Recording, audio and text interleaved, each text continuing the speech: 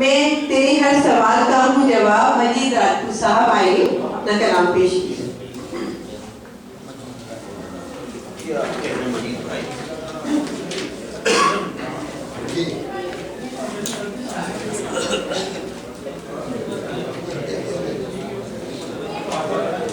बहुत शुक्रिया सारी से।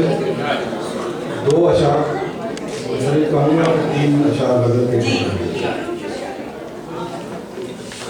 पहला शेर तो वालिदैन के लिए।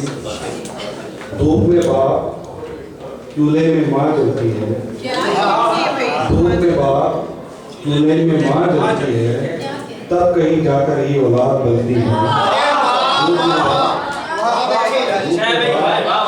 चूल्हे में माँ जलती है, तब कहीं जाकर ही औलाद बनती है। एक शेर 16 दिसंबर भी गुजरा है, उसके हवाले से। नया साल जीवन में आए तो कैसे, नया साल जीवन में आए तो कैसे, ये 16 दिसंबर गुजरता नहीं। नया साल जीवन में आए तो कैसे, ये 16 दिसंबर गुजरता नहीं। ये 3 अशार ये गजल थे।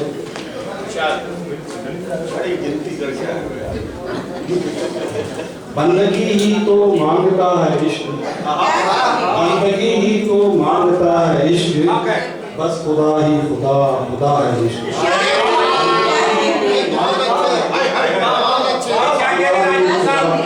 बंदगी ही तो मांगता है इश्क, बस खुदा ही खुदा, खुदा है इश्क।